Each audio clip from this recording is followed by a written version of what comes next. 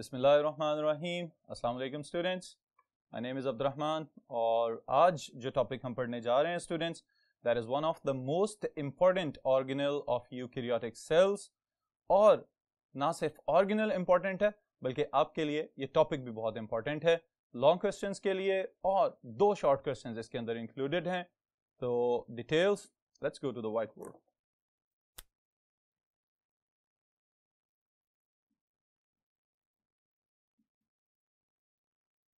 Ji students, the organelle is mitochondria. Okay,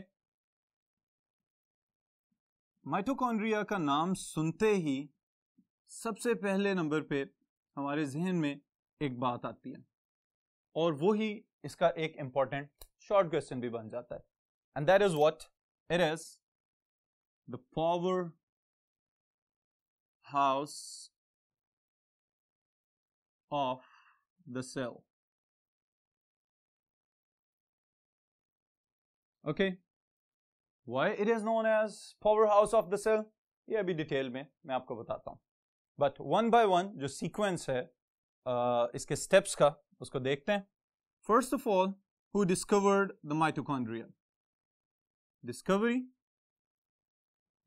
इसमें students जो पहले साइंटिस्ट जिसका नाम कोई खास मारूफ नहीं है, he was known as Altmann, और इसने माइटोकॉन्ड्रिया को जब देखा तो देखने के बाद इसने नाम दिया इनको बायोब्लास्ट्स। बायो लाइफ, ब्लास्ट्स नॉर्मली बिल्कुल जो बिगिनिंग पे सेल्स होते हैं उनको कहा जाता है। ऑलराइट, बट यहां पे इससे मुराद ये था कि जिंदगी को चलाने वाला। तो जिंदगी को चलाने वाला से क्या मुराद है कि लाइफ प्रोसेसेस को चलाने वाला। लाइफ प्रोसेसेस की कंटिन्यूटी के लिए the most important factor is energy. तो एनर्जी प्रोवाइड करता है माइटोकॉन्ड्रिया। ओके, फिर जिस नाम से आप लोग फेमिलियर हैं दैट इज बेंडा, और इसके फेमस होने की वजह यह है कि ये जो टर्म हम लोग यूज कर रहे हैं mitochondria, it was actually named by this scientist, coined the term mitochondria. ये जो नाम है इसका, ये बेंडा ने दिया था। डिस्कवरी के बाद जो अगली बात है that is about it's morphology, कि अगर आप किसी सेल के अंदर माइटोकॉन्ड्रिया को देखना चाहें तो किस शक्ल में नजर आ सकता है।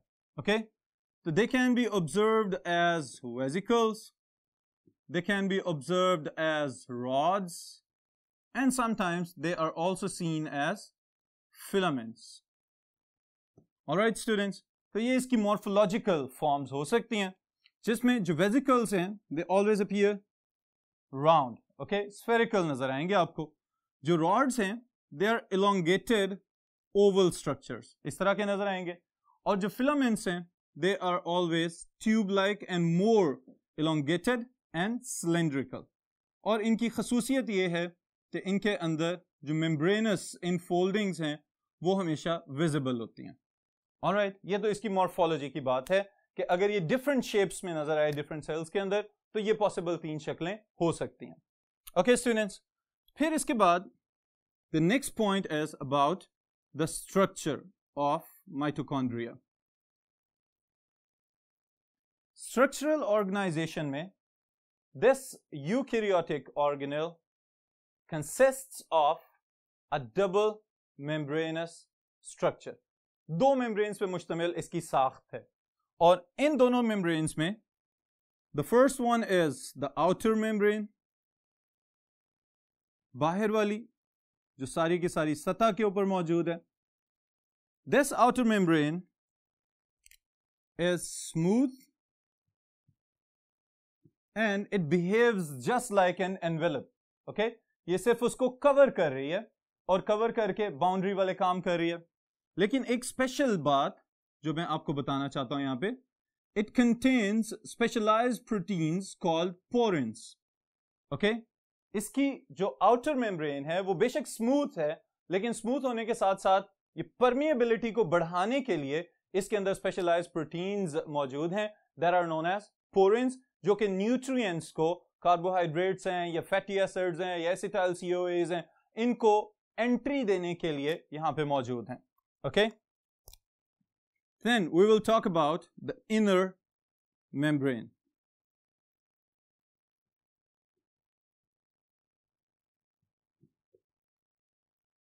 अंदर वाली membrane, that is very complex structure, बहुत ज्यादा पेचीदा है, और यही माइटोकॉन्ड्रिया की जो सक्सेस है एज अ पावर हाउस उसके लिए रिस्पॉन्सिबल है.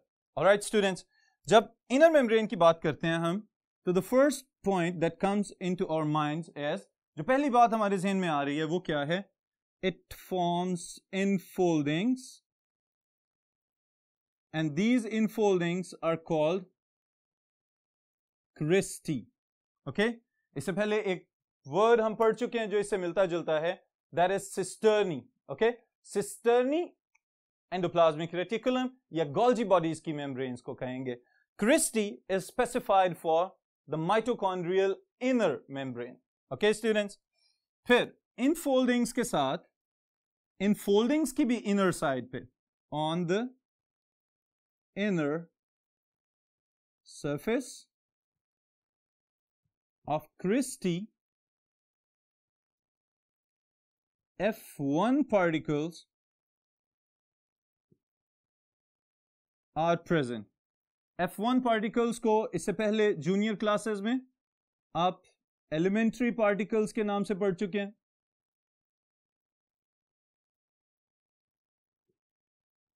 और अगली सीनियर क्लासेस में जाके आप इनको ऑक्सीसोम्स के नाम से पढ़ेंगे इंशाल्लाह. ओके स्टूडेंट्स, अब ये तो हमने थोड़ी सी बात की है इस इनफोल्डेड स्ट्रक्चर की, लेकिन इस इनफोल्डेड स्ट्रक्चर को अगर हम यहां पे देख लें तो और ज्यादा आसानी हो जाएगी समझने के लिए. मैं यहां पे स्ट्रक्चर ड्रॉ करने लगा हूं माइटोकॉन्ड्रिया का. दिस माइटोकॉन्ड्रियल मेम्ब्रेन, ओके, ये अगर इसको हम एक सेक्शन की फॉर्म में कटे हुए देखें तो हमें नजर आता है कि दिस इज अ सेक्शन. इसको हमने यूं काट लिया है, और काटने के बाद अब जो इसकी इनर मेम्ब्रेन है वो हमें नजर आ रही है इस तरह से, इन फोल्डिंग्स बनाते हुए.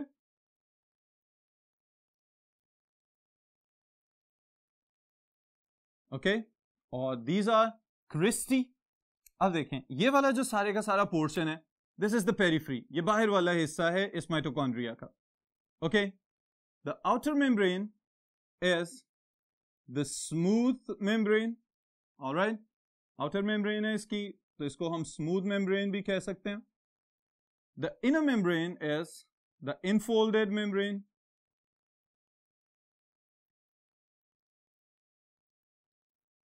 इस इनफोल्डेड मेम्ब्रेन के ऊपर अंदर वाली साइड पे, ये इंपॉर्टेंट बात है, याद रखनी है, छोटे छोटे नोब लाइक स्ट्रक्चर्स नजर आ सकते हैं आपको इस तरह से.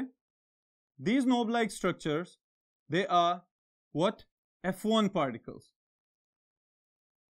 Okay, these structures are known as F1 particles or oxysomes. Okay students, तो ये 3 स्ट्रक्चर्स अभी तक हमने सिर्फ इसमें लेबल किए. अब जो कुछ हिस्सा ऐसा भी है कि जो किसी मेम्ब्रेन के साथ कवर्ड नहीं है बल्कि दोनों मेम्ब्रेन्स के दरमियान में है, तो इस एरिया को हम कहते हैं इंटर मेम्ब्रेनस स्पेस.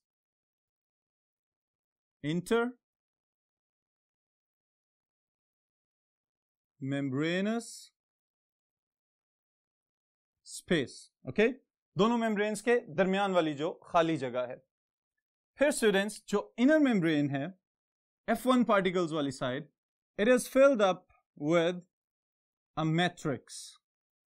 सारे का सारा यहां पे ग्राउंड सब्सटेंस मौजूद है, और इस ग्राउंड सब्सटेंस को हम कहते हैं माइटोकॉन्ड्रियल मैट्रिक्स.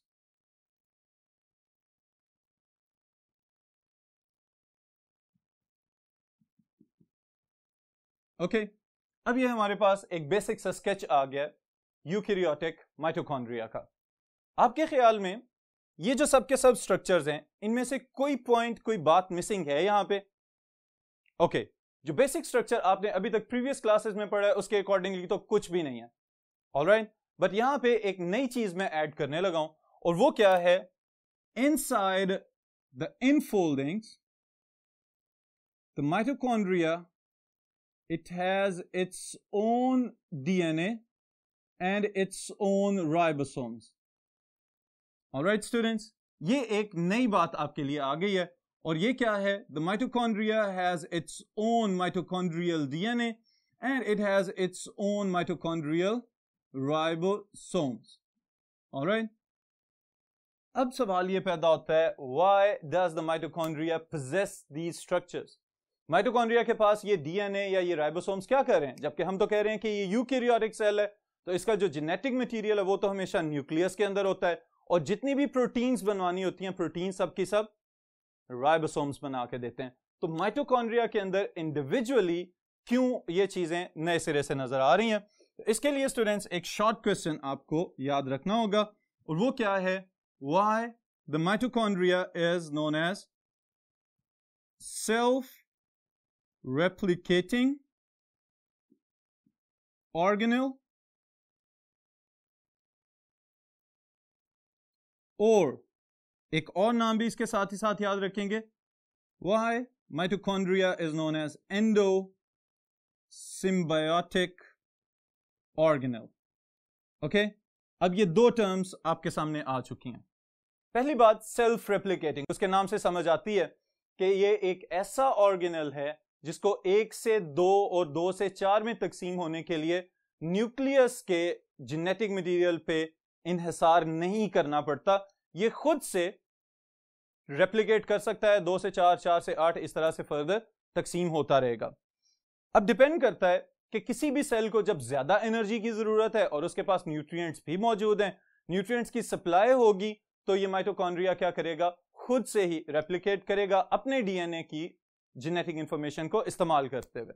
ऑलराइट, फिर जो दूसरी बात यहां पे लिखी है मैंने, that is endosymbiotic organelle. Okay, इसके लिए एवोल्यूशनिस्ट ने, वो साइंसदान जो इर्तिका पढ़ाते हैं और जो स्टडी कर चुके हैं, उन्होंने कहा है कि माइटोकॉन्ड्रिया असल में यूकैरियोटिक सेल का हिस्सा नहीं है, बल्कि ये एक इंडिपेंडेंट प्रोकैरियोटिक ऑर्गेनिज्म हुआ करता था किसी जमाने में, और इसको किसी यूकैरियोटिक अमीबा की तरह के सेल ने निगल लिया और उसके बाद फिर इन्होंने म्यूचुअल बेनिफिट्स देने शुरू कर दिए. इसने एनर्जी बना के देनी शुरू कर दी और दूसरे सेल ने शेल्टर और न्यूट्रिएंट्स इसको देना शुरू कर दिए. तो उसको कहते हैं कंसेप्ट ऑफ एंडोसिम्बायोसिस. ओके, उस एंडोसिम्बायोसिस को जहन में रखते हुए इस ऑर्गेनल का नाम हमने रख दिया है एंडोसिम्बायोटिक ऑर्गेनल. ओके, अब शॉर्ट क्वेश्चन क्या बना? Why mitochondria is known as self replicating organelle और why mitochondria is known as endosymbiotic organelle. Alright students, तो जवाब बहुत आसान है, मैं यहां पे लिख देता हूं आपके लिए. Mitochondria contain its own DNA and ribosomes, that is its basic metabolic machinery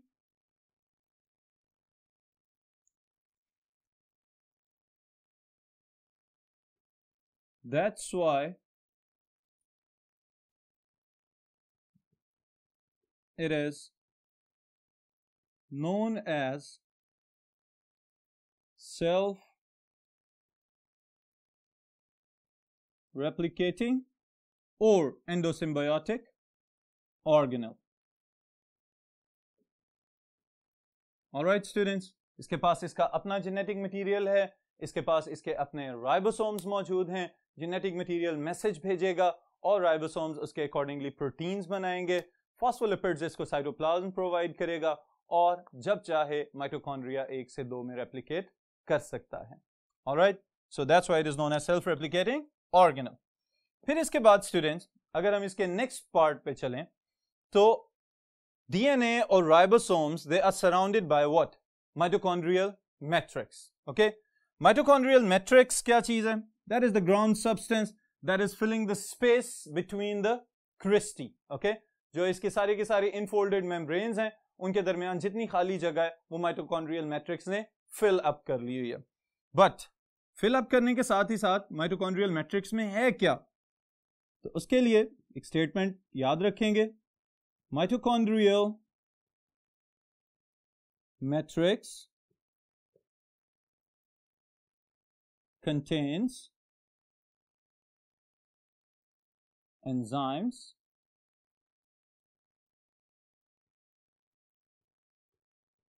organic and inorganic salts, nutrients and substrates that will be used in different metabolic reactions. Okay? अब जो माइटोकॉन्ड्रियल मैट्रिक्स के अंदर ये सब चीजें मौजूद हैं, enzymes भी हैं, ऑर्गेनिक इनऑर्गेनिक सॉल्ट्स भी मौजूद हैं और फिर न्यूट्रिएंट्स और डिफरेंट सबस्ट्रेट्स भी मौजूद हैं, तो ये सब के सब कहां पे काम आ रहे हैं, इसके लिए हम देखते हैं functions of mitochondria. Alright,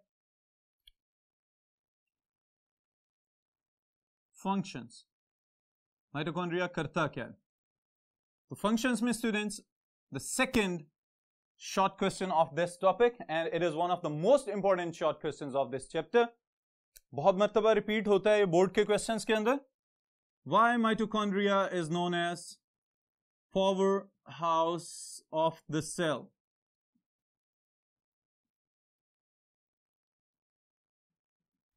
mitochondria को पावर हाउस क्यों कहते हैं? इसका जवाब क्या हो सकता है? यस, एनर्जी प्रोवाइड कर रहा है, तवानाई दे रहा है। लिविंग ऑर्गेनिजम्स के अंदर, सेल्स के अंदर energy is found only in one form and that is what? Usable energy. जो एनर्जी करेंसी है that is present in the form of ATP, adenosine triphosphates. Okay, तो इसको मैं पॉइंट्स में लिखने लगा हूं स्टूडेंट्स। सबसे पहले नंबर पे the mitochondria it performs a function known as oxidative phosphorylation. Okay, what is oxidative phosphorylation? It synthesizes synthesis of ATP in the presence of oxygen. Alright students, oxygen की मौजूदगी में एटीपी तैयार करना, this is known as oxidative phosphorylation. इस process के लिए the knob like structures, elementary particles, F1 particles, उनकी surface के ऊपर ये रिएक्शन हो रहा होता है और रिएक्शन बहुत सिंपल है।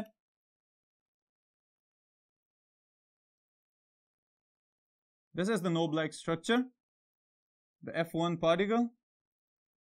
इसकी सरफेस के ऊपर क्या रिएक्शन हो रहा है? It is present on the membrane of the mitochondria. Okay, ये माइटोकॉन्ड्रिया की मेम्ब्रेन के ऊपर मौजूद है। One molecule of ADP, it is phosphorylated into ATP। ADP से एडिनोसिन ट्राइफॉस्फेट बनाया जा रहा है।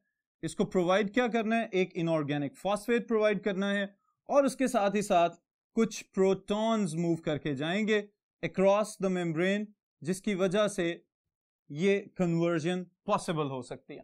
Alright students, this is known as oxidative phosphorylation. Okay, अब इस ऑक्सीडेटिव फॉस्फोरिलेशन के बैक एंड पे क्या चल रहा है? That is a whole process of aerobic respiration. जी स्टूडेंट्स, एरोबिक रेस्पिरेशन क्या होता है? This is the process of respiration which needs oxygen. Okay, वो respiration की type जो ऑक्सीजन की मौजूदगी में हो, that is known as aerobic respiration. अब aerobic respiration inside the eukaryotic cells, it is divided into two major steps. इसको दो हिस्सों में तकसीम करते हैं। The first one is known as glycolysis. Okay, और अगर अलहदा से याद रखना चाहें तो glyco for glucose and lysis for the breakdown, तोड़ने के अमल के लिहाज से। And the second step It is Krebs cycle. Scientist के नाम पे है हैंस क्रेब्स, और रिएक्शन चूंकि साइक्लिक प्रोसेस है, that's why it is known as Krebs cycle. Glycolysis का जो अमल है, it is completed inside the cytoplasm. और जो क्रेब्स साइकिल का प्रोसेस है, that is completed inside the mitochondria.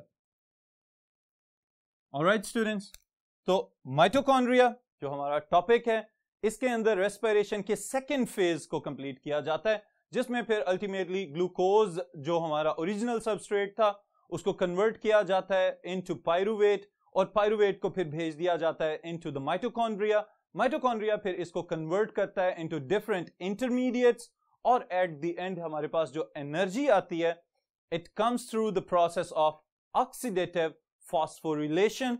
और वो ऑक्सीडेटिव फॉस्फोरिलेशन का अमल कहां पे हो रहा है? माइटोकॉन्ड्रिया की इनर मेम्ब्रेन के ऊपर मौजूद स्पेशलाइज्ड प्रोटीन कॉम्प्लेक्सेस, और उन प्रोटीन कॉम्प्लेक्सेस के साथ हेल्प आउट कौन कर रहा है? हमारे F1 पार्टिकल्स. ऑलराइट स्टूडेंट्स, ये बहुत इंपॉर्टेंट बात मैंने आपको अभी बताई है. इसके साथ ही साथ जो दूसरी चीज मैं यहां पे आपको एक नया कॉन्सेप्ट देता चलूं, जो कि बड़ी एक सिंपल सी बात है, लेकिन नॉर्मली हम इसको इग्नोर कर देते हैं. ऑलराइट, बट आप इसको याद रखेंगे. और बात क्या है? Why the inner membrane of mitochondria is infolded. इसके अंदर ये इनफोल्डिंग्स क्यों बनाई गई हैं? कभी सोचा है आपने?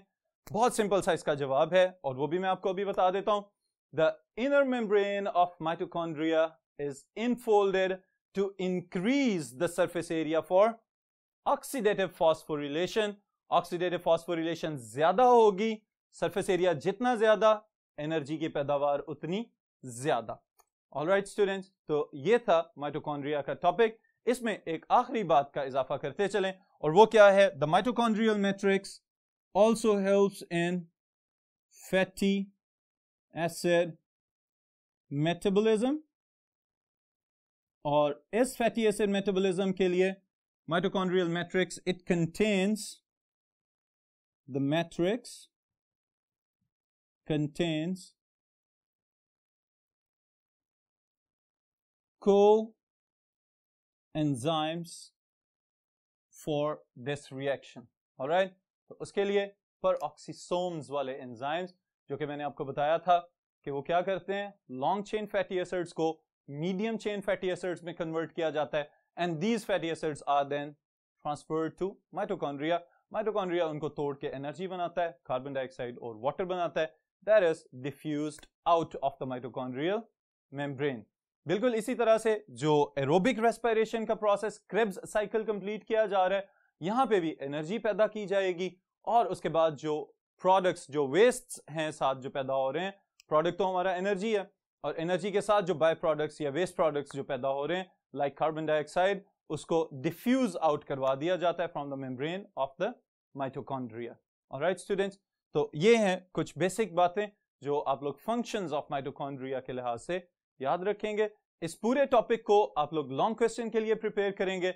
दो इंपॉर्टेंट शॉर्ट क्वेश्चंस मैंने आपको बताए हैं इसके अंदर. The first one is why mitochondria is known as self replicating organelle, और दूसरा शॉर्ट क्वेश्चन है why mitochondria is known as power house of the cell. उसकी काफी डिटेल मैंने आपको बताई है, इसको अच्छी तरह से स्टडी करें, होपफुली आपके कंसेप्ट्स पहले से बेहतर हो जाएंगे.